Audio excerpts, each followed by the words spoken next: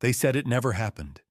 No documents, no witnesses, not even a single official record. But deep in the archives of forgotten wars, there are whispers of an operation so dangerous, so secret, that even the soldiers who lived it were told to forget. It was the winter of 1967. While the world's attention was fixed on Vietnam, something else was happening, far from the cameras, deep inside the frozen mountains of the Himalayas. Two nuclear powers stood face to face, China and India. Both nations were young, ambitious, and scarred by a border war just a few years earlier. The air was thin, but the tension was suffocating. In the shadows, the CIA had a plan. They called it Operation Hatchet, an unofficial mission meant to do one thing: listen. Not with spies or satellites, but with a device that could change the balance of power forever. A nuclear-powered spy transmitter, designed to sit quietly on one of the highest peaks in the world and track China's missile tests.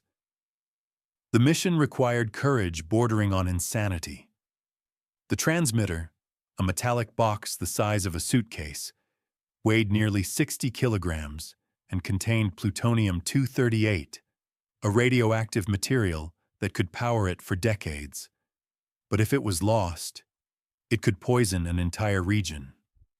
The CIA couldn't do it alone. They needed men who knew the mountains and could vanish in them. So, they turned to the Indian Intelligence Bureau and a group of elite Himalayan climbers. These were not ordinary soldiers. They were part of the Indian Special Frontier Force, trained under the shadows of the Tibetan resistance, forged by the cold and bound by silence. The team that gathered in late 1967 was unlike any other. American engineers, Indian soldiers, Sherpa climbers, and one man known only by his code name, Falcon. Their target was Nanda Devi, one of the most dangerous peaks on Earth, and the perfect listening post over China. The operation began under total secrecy. Officially, it didn't exist. No news, no records, no medals. Only a handful of people in Washington and New Delhi even knew it was happening. Carrying heavy packs of equipment, the team began their ascent. Snowstorms hit harder than expected. Temperatures dropped below -30 degrees Celsius.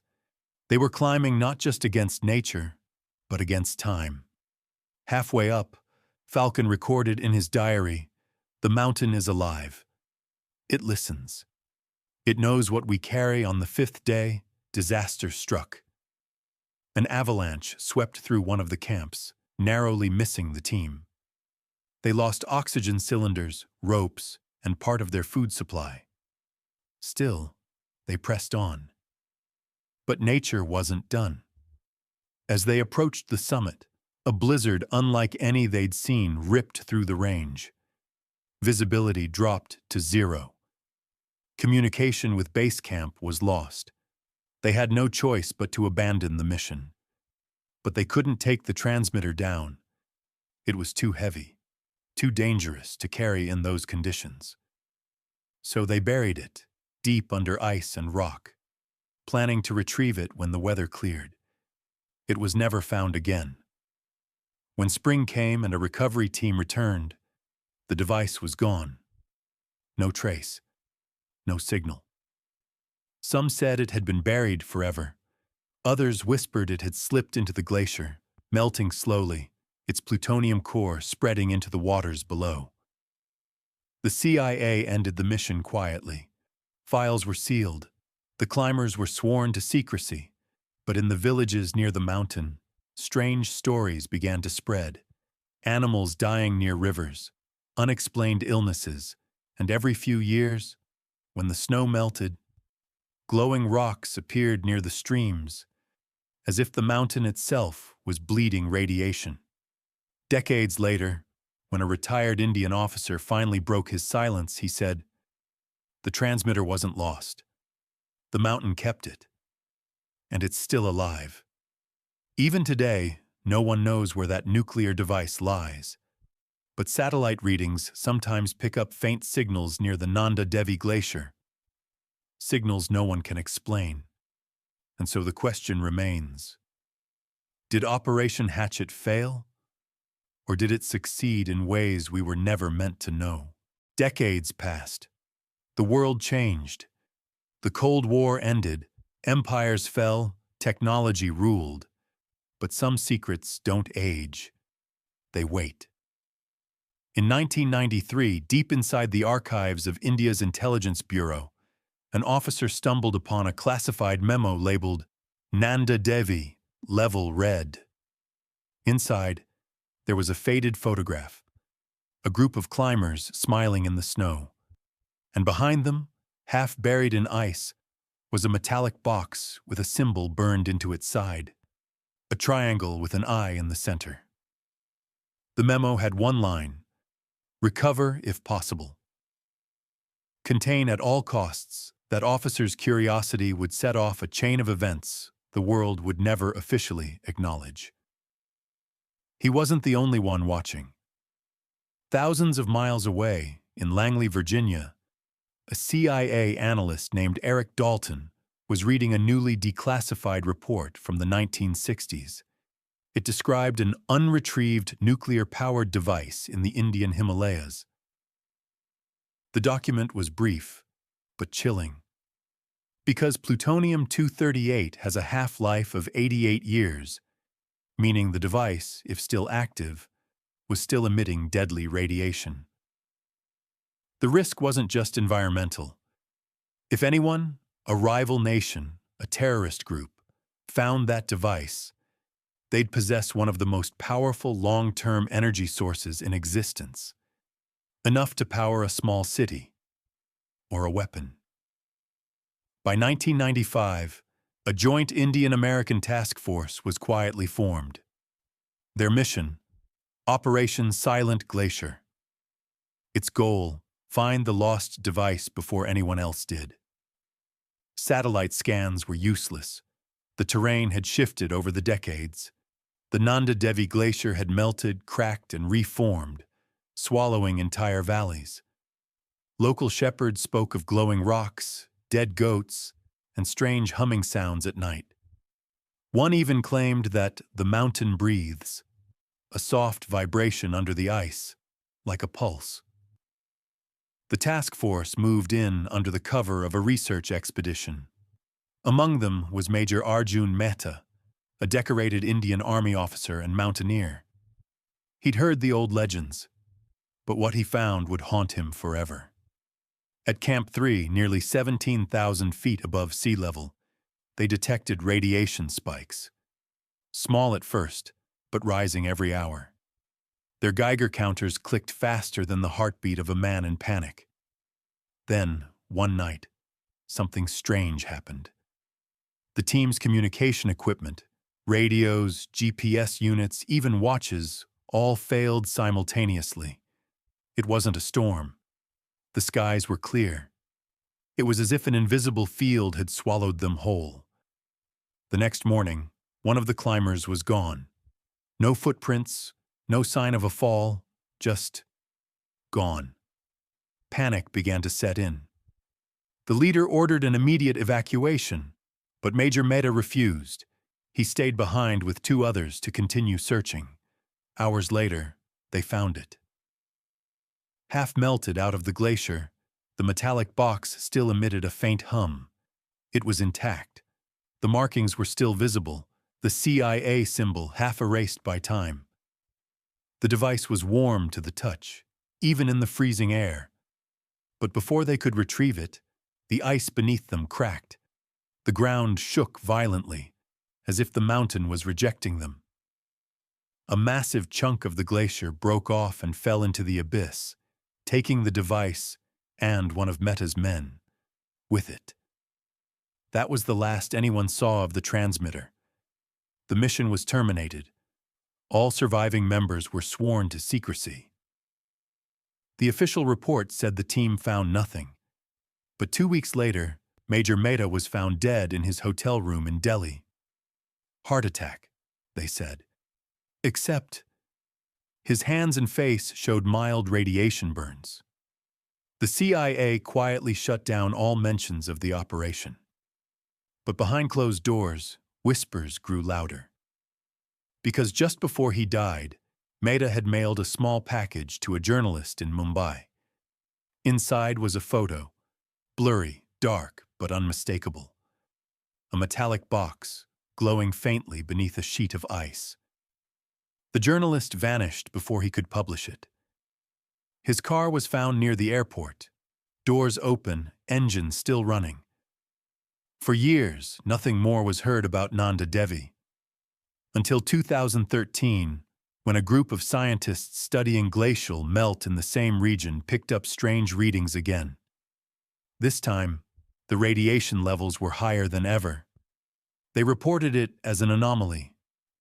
But those who saw the data knew the truth. Something had awakened beneath the ice. The world had forgotten Nanda Devi. But the mountain hadn't forgotten the world. By early 2014, the strange energy signatures from the Himalayas caught the attention of 3 nations: India, China, and the United States. Each of them told the public they were monitoring environmental activity. But behind the scenes, spy satellites, drones, and covert agents were already racing to locate the source. The CIA's old records confirmed what few wanted to admit. A radioisotope thermoelectric generator, lost in 1965, still active. Buried somewhere near the India-China border. A single leak could contaminate an entire river system feeding millions of people. But what terrified the governments most wasn't the radiation. It was the possibility that someone else had already found it. The warning in June 2014, a patrol from the Indo-Tibetan Border Police found a camp deep inside a restricted zone, abandoned, silent, but strangely intact. Inside, they discovered American brand rations, a satellite phone, and a single word carved into a tent pole. Listen. The phone had one video file. The recording was shaky, taken at night. Through the static, a man's voice whispered, "It's not dead. It's pulsing, like it knows we're here." The video ended with a flash of light, followed by screaming, and then silence. That clip never made it to the public. It was classified as psychological interference. But those who saw it said the man's Geiger counter was ticking so fast it sounded like rain. The race within weeks, all 3 nations had secret units moving into the region. India sent mountaineer commandos under the Research and Analysis Wing, RAW. China deployed their elite Snowwolf unit. The U.S. launched a drone surveillance network disguised as climate sensors. For the first time since 1967, the same mountain became a battlefield again, not for land, but for silence. Each team had orders. Find it first. Tell no one. But the mountain wasn't done playing its own game. The signal. On September 14th, satellites across Asia picked up a mysterious transmission coming from the Nanda Devi range. A repeating pattern, broadcast on multiple frequencies. The code didn't match any known system. It pulsed for exactly 88 seconds, then stopped. The same number as plutonium's half-life. Coincidence? No one believed that. Experts claimed it wasn't possible for a nuclear battery from the 1960s to transmit anything. But someone, or something, was using it as an antenna. The CIA wanted to intercept. China wanted to destroy. India wanted to contain, and no one wanted the world to find out. The encounter. A secret Indian unit reached the suspected site first. According to a leaked after-action report, the soldiers found a deep fissure, like a scar across the mountain. Inside, the ice glowed faintly blue. As they descended, static filled their radios. Then one soldier reported seeing movement, shadows that shouldn't have been there. At the base of the fissure, they found it.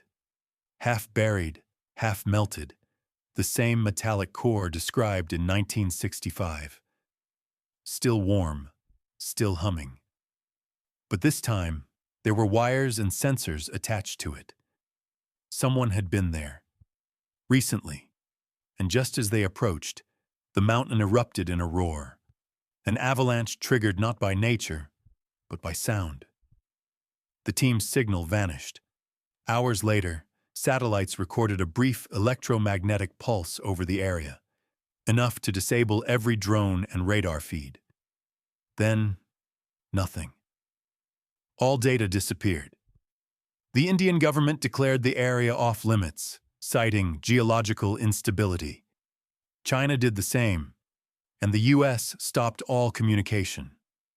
The cover-up. 2 months later, a strange weather phenomenon was reported. Local villagers described glowing fogs drifting down from the glacier at night. Their livestock died within days.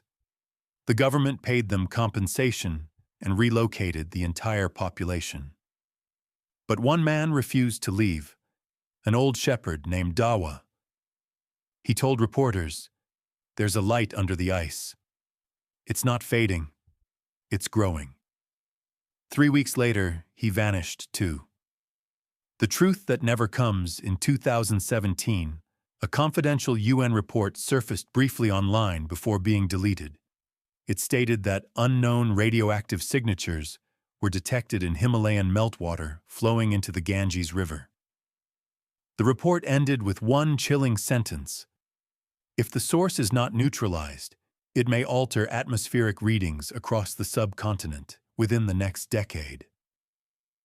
No official acknowledgement ever came. No nation wanted to admit they'd lost control.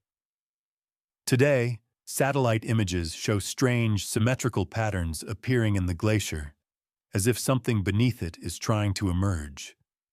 And locals say, when the wind is still, you can hear a low hum echoing through the valley, a pulse that grows stronger every year.